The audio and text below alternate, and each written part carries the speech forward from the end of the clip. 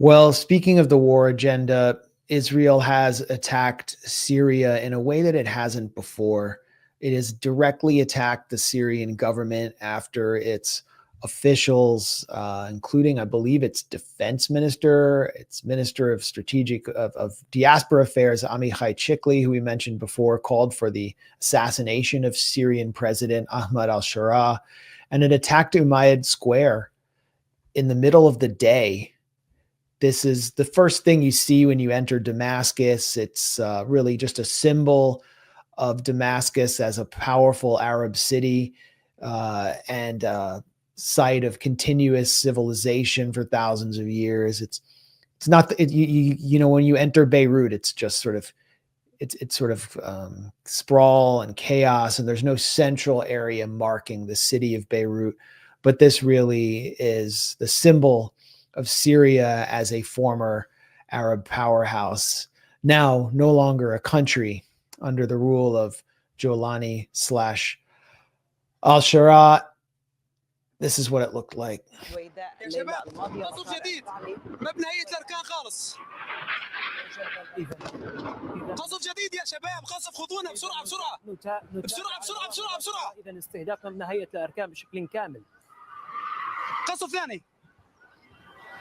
دمروه منتصر صوتك على الهواء قصف هيئة الأركان بغارتين. نعم قصف بغارتين استهدفت هيئة الأركان بشكل مزدوج من اليمين ومن اليسار. قصف جديد. So Israel's out of control. It just bombed it. It just carried out an unprovoked assault on Iran, assassinating scientists, off-duty commanders, killing hundreds, 1,000 dead. It's been bombing Beirut. It's violated the Lebanese ceasefire 4,000 times. It's reduced Gaza to rubble. Every day it meets a quota of slaughtering about 100 people in Gaza. And now it's attacked the center of Syria, destroyed the defense ministry. At least 15 are dead. And it was reported that Al-Sharaa had actually fled to Idlib, fearing that Israel would assassinate him. And they may still do it.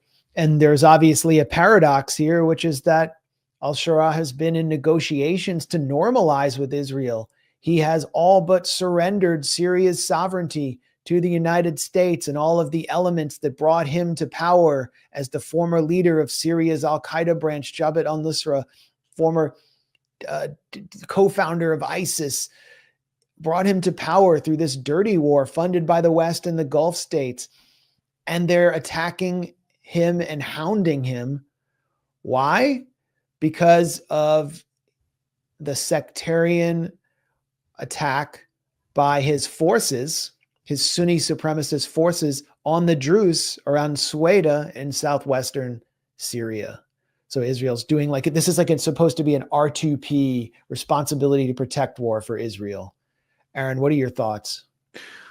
Well, this is where it gets complicated, not fundamentally, but in terms of there are just so many different players here and factors that this is why I think some people have a hard time getting a grasp on Syria, because it requires more time to explain and get into than other conflicts or than other issues like Gaza, which is just a straight up genocide. But obviously Israel's pretext, the fact that Jolani's forces are committing sectarian killings, that can't be the actual reason, because Jolani's forces have been committing sectarian atrocities for a long time. And Israel supported the side that Jolani's forces were on and directly supported the Al-Qaeda franchise in Syria throughout the dirty war when they were committing sectarian atrocities. And even after they took power last year, which Israel took credit for. I mean, if you listen to Netanyahu's speeches, including his recent one when he bombed Iran, he took credit for regime change in Syria. So they don't obviously care about sectarian killings. And since Jolani took power, there have been more sectarian killings against Alawites, a lot of them, a lot more, I suspect, than even against the Druze. So that can't be the official pretext. 10,000 dead, families slaughtered in their homes. Yeah. Now, one could argue, so there is a Druze population in the occupied Golan Heights, and so Israel could argue that this threatens their security because attacking the Druze means that their own Druze population is under threat. They could try to argue that. But look, the bottom line is they don't care about the sectarian nature of this government, which they helped put in power and supported as it was carrying out sectarian atrocity throughout the dirty war. And they haven't cared that they've killed Alawites. So what is the real reason? I think they just want to keep Syria divided, weak. They want to exploit its internal divisions, just as they did during the dirty war. And they want to leave open the opportunity to take even more territory. And there's some speculation that now, because they have their sights set on Turkey, and Turkey is a close ally of the new Syrian government, the new Al-Qaeda offshoot government, that this also is aimed at Turkey as well. I saw Moon of Alabama, that website, say that that's the main reason here. Absolutely. Yeah. I mean, what do you think, Max? Well, you mentioned the slaughter of the Alawites. Syria feared that they were going to break away and establish kind of a rump state on the coast. And the new Syrian junta, the coup government of Al-Sharaa, it's been established now through mainstream media that he authorized the Muhajirin, the really sectarian, fascistic, Sunni supremacist, ISIS-oriented forces to rampage through the Alawite heartland. 10,000 were killed. The West did nothing to defend them. They were ignored. The Druze, however, in 2020, they turned on Assad and were not really opponents necessarily of Al-Sharaa, but they wanted federalism, as do the Kurds in the Northeast, the so-called SDF, which had existed under the protection of the U.S. military, and this is now changing. The U.S. wants to leave the Northeast or reduce its footprint and increase Turkey's footprint.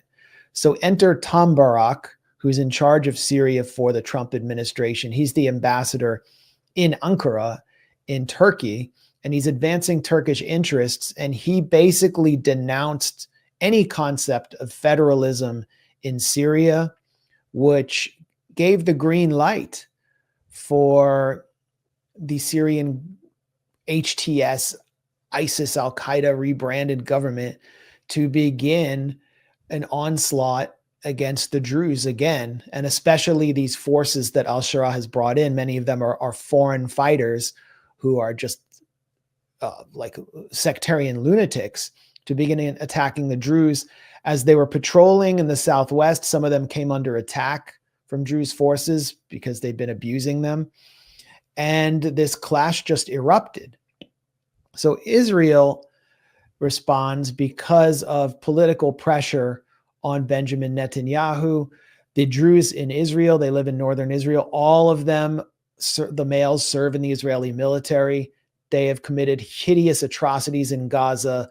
They have also paid a heavy price. Like some of the biggest officers lost in Gaza are Druze.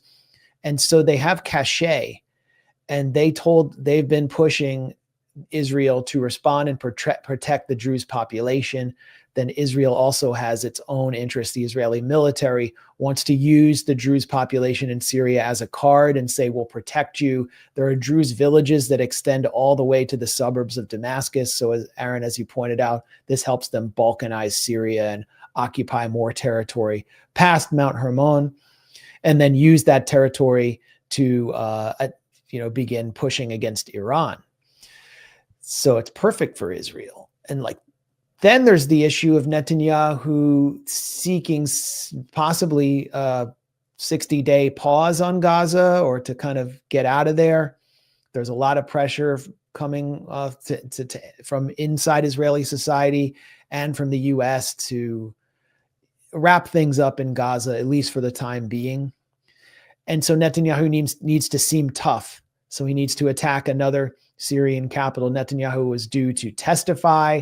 The U.S. ambassador, I call him the U.S. Israeli reciprocal ambassador, Mike Huckabee, actually went to Netanyahu's trial as a witness, to support him. And it was postponed, I think, because of the attack on Syria.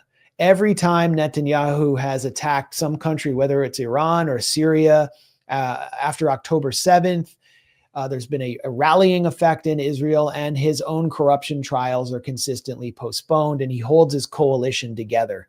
And, finally, there's the finance minister, Bezalel Smotrich, who is the main opponent of ending the Gaza operation. And so if a new front can open up, then maybe Smotrich would stand down, just as long as some other Arabs start bleeding somewhere.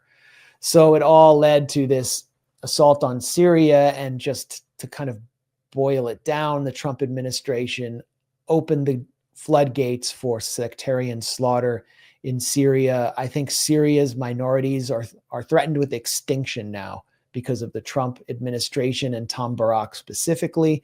The Christians will be next after the Druze. And we can see that as long as Israel exists as an ethno-supremacist state, it's going to be in a state of perpetual warfare like it never has been before, with all of its neighbors, including those that have effectively surrendered to it. So this is a message to the Saudis, to the Emiratis, and to the Saudis and the Emiratis first, that even if you normalize with Israel, you're at best going to be a frenemy, and they're still going to humiliate you. And it's a message to Turkey, or Turkey, and Qatar, who are the chief sponsors of Al-Sharaa and Al-Qaeda in Syria. This is directed at them. What are they doing? Are they restricting U.S. access to the Al Udeid air base? Are they pushing harder on Israel in negotiations? Is Turkey suspending gas and oil shipments through Azerbaijan to Israel? No, I haven't seen much retaliation other than rhetoric and angry reports and strongly worded statements on Al Jazeera and TRT. But this is Israel's message to the entire region. It wants to dominate everyone, and not just dominate them, but humiliate them for its own sake.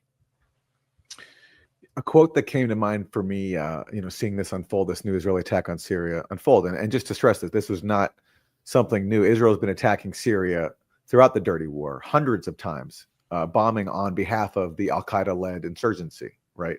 But as you said, this was the deepest strike in Syria to date, rivaling only the attack on the Iranian diplomatic facility, which helped lead to the recent Israeli attack on Iran directly. But back in 2013, the New York Times carried this quote from Alon Pinkas, who is like a former Israeli consul general in New York. And this is what he said about Syria. This is back in 2013. This is a playoff situation in which you need both teams to lose, but at least you don't want one to win. We'll settle for a tie. Let them both bleed, hemorrhage to death. That's the strategic thinking here. As long as this lingers, there's no real threat from Syria. So I think the policy continues today. Just encourage as much internal strife and conflict as you can, and Israel always wins. That's what I think they're still pursuing, by even bombing their de facto allies in the Al-Qaeda government. That's partly why the U.S. armed Saddam Hussein in the Iran-Iraq war. And they called it the Blessed War. As long as Israel's enemies are fighting one another, Israel comes out on top. I don't know if I emphasized enough just how disgusting the sectarian violence of the Syrian. I can't even call it a government. It's like it was appointed by a military council, came in by force. You never hear it called a regime though in Western media anymore. This is the humiliation that Druze people have been enduring at the hands of these sick sectarian fanatics. They've been shaving the mustaches of Druze elders to humiliate them on camera, just like they made Alawite men bark like dogs while they walked on them. This is like what the Nazis did to Orthodox Jews in areas they captured, as they would shave them publicly, shave their beards. It's Nazi-like behavior, and there are far worse atrocities we could show, but we don't want to be demonetized. And there are dozens and dozens of Alawite girls who've been missing, who've been basically trafficked to Idlib, to these fighters. It's a colossal atrocity, and this all happened as the U.S. ending sanctions and relieving Muhammad al-Jolani, aka Ahmad Al-Sharaa, of his terrorist prescription by the State Department. Now, we oppose sanctions on Syria because it's sanctions on all people. It's economic war on all people. And it's the Syrian opposition and the human rights frauds like Ken Roth who supported those sanctions in order to achieve regime change in Syria. And it still plagues Syria and has destroyed the country. So we oppose that. And Israel doesn't have any place to decide the future of Syria. Syria's sovereignty has to be respected. But the Syrian government of Al-Sharaa should go to hell. I mean, they are out to commit genocide against Syria's minorities. And that's one of the things that made Syria so special, and what made visiting it so awesome was that it really represented this mosaic of civilization that these sectarian fanatics aim to destroy. And I'll get into that next. Well, and one more aspect of the sectarian warfare. In Damascus recently, there was a suicide bombing at a church during services. Yep. It killed a bunch of people. And the government's the Jolani regime's response to it was pretty indifferent. The way the statements were worded from people, from analysts that I read. I don't speak Arabic, so I couldn't do the translation myself. But basically, that there was even sort of a callous reaction to the suicide bombing on a church in Damascus that killed a lot of people. Yeah, this is what happens. This is what had happened in every area where ISIS and Al-Qaeda had penetrated.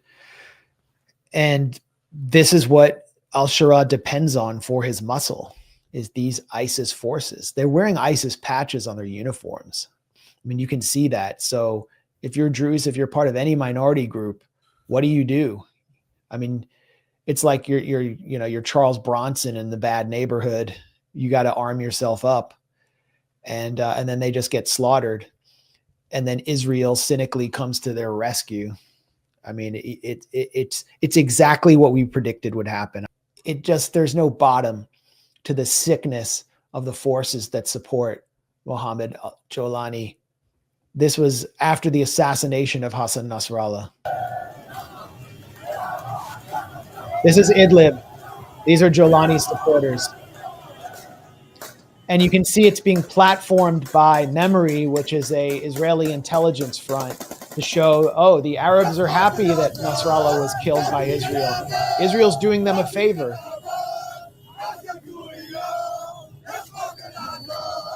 Look at these brainwashed fanatics. No dignity at all. And they'll say, Nasrallah came in and slaughtered us and prevented us from achieving freedom. Well, look at what's happening now. You have no freedom. There's no freedom. It's just supremacy and civil war and the end of Syria as a state. But Israel is now bombarding you, doing the same thing it did to the resistance in Lebanon, is now doing it to you, and you cheered them on. You basically waved Israeli flags and they bombed you. So that just to me displays a complete lack of dignity. And yet I'm not celebrating it. Israel has no place to be bombing Syria. That's the point, is we don't side with Israel ever, under any circumstance. They're an evil entity, and just look at them now to see why. But unfortunately, people who support a regime change in Syria, they can't say the same. They sided with Israel, and they gave Israel exactly what it wanted, which is taking out a key member of the Axis of Resistance that was a part of, and whatever. Assad's record on this is not like, perfect, embellished, but they were part of. The point is, Nasrallah saw Syria as a part of the Axis of Resistance, and that's why he ordered Hezbollah to intervene, because he thought that Syria's fall would strengthen Israel, which was the goal of the regime change campaign, as was acknowledged by the architects of it. And by the way, for people who don't like it that Hezbollah intervened in Syria, well, the people to blame are the architects of the dirty work, because that's what they wanted. They wanted to draw in Syria's allies. They said it. Yeah, they wanted to draw in Hezbollah to weaken them, which could then help Netanyahu achieve the goals he's recently achieved by killing Nasrallah, by weakening Hezbollah, and by going on to Iran. None of that would have happened, I believe, if not for the dirty war, which created the conditions for that. So anybody who cheered on the dirty war, anybody who cheered on regime change, they helped give Israel exactly what it wanted. And Hezbollah, now we can see why Hezbollah and Russia and Iran, the IRGC, went in. We can see they were trying to prevent this. They were all trying to prevent this, but it happened. They just delayed it. Iran also built underground bunkers, fortresses near Israel and near the Golan to help Syria protect itself. And as soon as Jolani's forces took power, they destroyed those bunkers. They spent years and years destroying Syria's air defenses. They would always take pictures of themselves after they blew up some air defense system, as Israel wanted. No one wanted that more than Israel. Now there are no air defenses, so Israel can bomb your defense ministry. I mean, it just doesn't get more pathetic than this. And I was in on the border of Syria and Lebanon on the Syrian side, and people, local residents were telling me how Al-Qaeda had actually, and ISIS elements had penetrated over the Lebanese border. And one of the reasons that Hezbollah went in was to prevent ISIS from further infiltrating into Lebanon. Lebanon could have been destabilized completely if they hadn't done that. And it may still happen. It may still happen. The whole region is in peril from the forces that the Western-backed and Gulf-backed dirty war has empowered. And I don't think we've seen the worst of it. And we're certainly not going to get an apology from everyone who smeared us and tried to destroy us for years. Yeah, and by the way, since we're on the topic, has anyone found Syria's chemical weapons stockpile yet? The chemical weapons stockpile that everyone insisted existed, and those of us who dared question the saintly intelligence agencies who said Syria's chemical weapons, we were dismissed as apologists. Well, so where's the stockpile? Like, where's the chemical weapons stockpile that Assad used to carry out so many of these alleged chemical attacks, which then happened to be used as pretext for bombing Syria and for continuing and for leading to regime change, along with the sanctions too. Everyone's along with the fact that people cheered on this dirty war, people seem to have forgotten about the chemical weapons as well. It's been 7 months at least since Assad was overthrown. They haven't found a trace of his chemical weapons stockpile. Eventually, I think they're going to come up with something. They're going to plant something and make it look as if they found something. But anyone with their eyes open, I think, can see what's going on. Maybe the New York Times will do like cartoons of the stockpile, like CGI generated images. They'll work with like that group Forensic Architecture that drew up the fake Duma chemical attack. Yeah, and Forensic Architecture is a case where people who do good work on Gaza got enlisted to go along with the dirty war on Syria. And I don't know what so many people are part of that, who I think mean well, and especially I'm talking about progressive media, but just the Syria dirty war propaganda was so strong, it got so many people, and those who didn't buy into it were harassed and dismissed, and to the point where there was no willingness to even acknowledge that the OPCW whistleblowers that we spent a lot of time covering at the Grayzone, that they even exist. They wouldn't even acknowledge their existence, which is like an Orwellian sort of cover up that I've never seen. It was so widespread, just the refusal to acknowledge the OPCW cover up scandal and the existence of whistleblowers and documents. I've never seen anything like it before. Well, we've seen a lot like it since. I wrote a whole book predicting all this called The Management of Savagery. That's right. Just lays it all out pretty cleanly. Yeah. And I remember on my book tour, I was protested in New York by like anarchists and Trotskyists. They'd be outside my book events protesting. Like, the FBI doesn't need to infiltrate the left anymore. They just like are on full COINTELPRO. It's organic COINTELPRO. Like they're just doing it to themselves because their brains have been hacked by neoconservatism. Someone watching this might think, why don't you guys move on? Yeah, they got it wrong, but all right, like let bygones be bygones. But if there's zero accountability on something this seismic, and people, even in adversarial progressive media get duped by it and refuse to reckon with it, I think it merits still being called out, because otherwise, like, what hopes do we have for a minimally functioning media system if people are going to go along with some of the most consequential propaganda of the century. It would be like there'd be no reckoning with buying into the Iraq WMD scandal or a hoax, you know? So I think it merits still being called out, you know? I mean, it relates directly to Palestine. Like Yeah.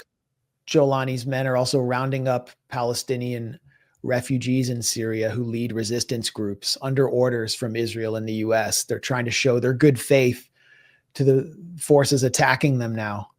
They just basically let Israel take Mount Hermon. Yeah. And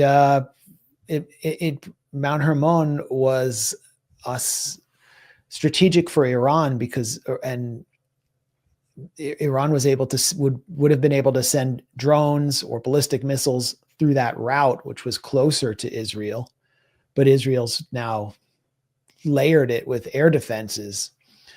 And as I mentioned before, they destroyed Syria's air defenses. They have taken a leg off the resistance axis, and that was by design. And this weakens Palestine ultimately, because Palestine will not be liberated through strongly worded statements, through conferences in foreign capitals. It will not be liberated by BDS alone, although BDS is very important to it. It's going to have to be liberated by the people in the region.